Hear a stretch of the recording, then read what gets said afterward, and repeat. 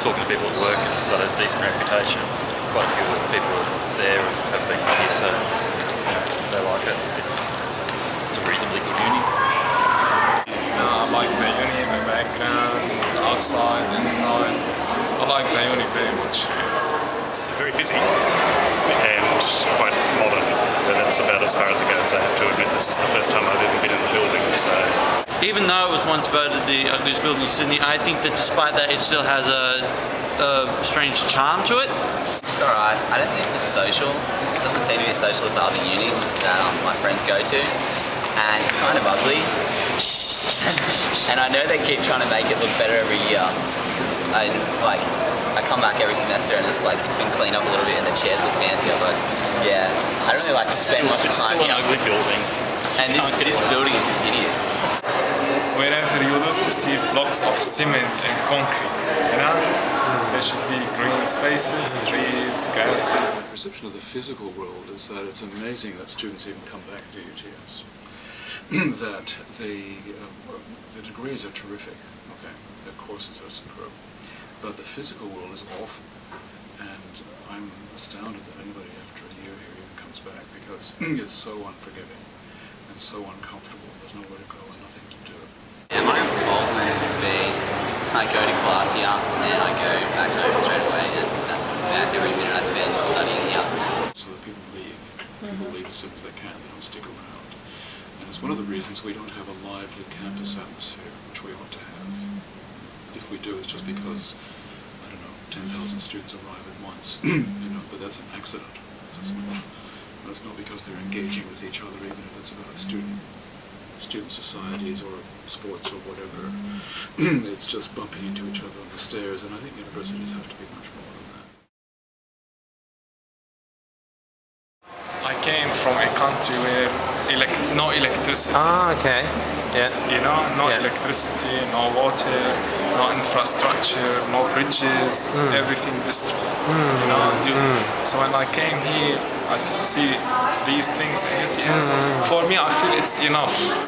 Maybe there could be more in terms of bringing your laptop to lectures, there could be more of a provision for that, because right now it's a bit the desk is really small and whatnot. So yeah, maybe in the actual lecture room there can be a bit more technology involved. Yeah, probably change the facade of the building, make it more interesting. It is the city university, means everyone can use it. There should be things on all the time, 24 hours a day, which people can access.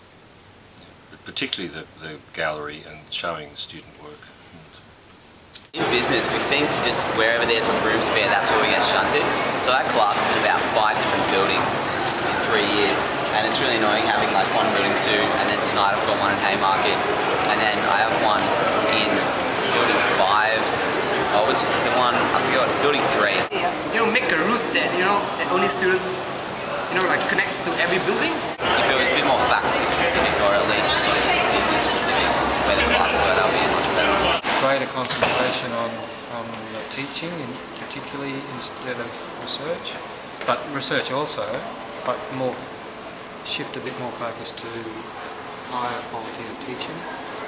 The library for architecture inside our own area would be nice, because every time when we research something, we go there and everything is gone. A lot of those archive books, they're not there. And it would be nice to have our own separate library instead of sharing with everyone else, because we are. I'd like to think that we could be carbon neutral. I don't know if that's possible. I'm not an expert in that area, but I do think a lot more could be done with greenery. I think that the university is moving in a much better direction with its interior design in the last few years. I like the big screens and all that sort of thing. There are nearly enough cafes, places to hang out, do nothing, comfortable sofas to sleep on, all that kind of thing. I think that is, it wouldn't just be nice to have that, it's essential to have that. You have to kind of spend time between classes doing something. It can't just be at the computer, it can't just be by going to the library, It's got to be kind of in between spaces as well. What's a digital campus? If that means a campus where you can't turn around without bumping into a computer terminal, that's okay, like a giant digi cafe, that's fine with me. If it means an external campus, a virtual campus, that's interesting, but from what little I know about distance learning, there is a moment when you actually have to front each other. Right now it's kind of, we're not really connecting with the technology, we're just always using the same old mouse and keyboard. If students are more familiar with using that type of technology, I guess that's probably a good thing. Because we're the city university, I think it should be one of the digital pivots. Yeah. I think, yeah, you need a lot more equipment to do that. Even like the wireless networks can't be reached everywhere and that kind of thing. It needs to be a lot more advanced. I imagine that kind of technology would change the way that I deploy material. There's technology now that allows you to actually not sit on the mouse or the keyboard. You're actually allowed to interact digitally with the actual building or whatever you're forming. So even if it's a car or something you're modeling. I guess for me, where that would start to become really interesting is, for example, I have a group of people that I used to work with in London, where I did my PhD, and we have very, very aligned interests and ways of thinking and reading and methodologies of working. And if I could work out a way of communicating with them in the kind of scenario that you're describing now, that would become really interesting. They could do a lot more in terms of coursework and getting people to know each other. Before I came to uni, I went to TAFE, and in terms of coursework, there's a lot more online delivery here, like through UTS Online and all that. And I think that's actually good in some parts. Other times it's just used as a dumping ground for lecture notes. There was actually interactive sort of learning on there instead of just you get all the material there and then you come in here to process it all. Just not very digital.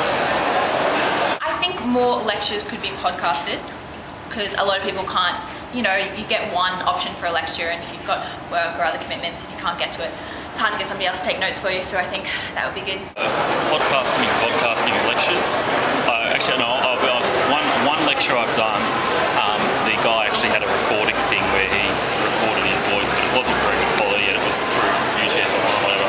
But I know of other unis, especially overseas, where they record videos of not only the lecture but also the slides as he goes through them, and they load that through iTunes or through some other way. It's just a lot more easier for people to actually get access to that. I think that what's important is having wireless everywhere. I really like the fact they're creating now these, I don't think digital means not people together and not face-to-face.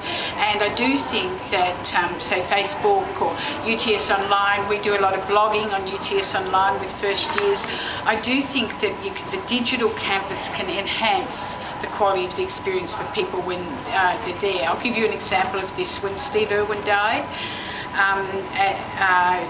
Jenna, who's just over here, who was the journalism lecturer for Journalism 1, there were people posting up on their blogs at 2 a.m. in the morning, some of them in Campbelltown, some of them maybe up in the northern beaches, but they could still share that experience, and that is really positive. However, I wouldn't like it if no one was coming here. That wouldn't be very good at all. If you have the money, there's no reason why the tower couldn't be one enormous screen which could talk to the city. I think we have this opportunity for the tower to become such a major attractor, and it's never utilised, and it's just such a wasted opportunity. It can be taking readings from people, and they can pick up on my emotional state.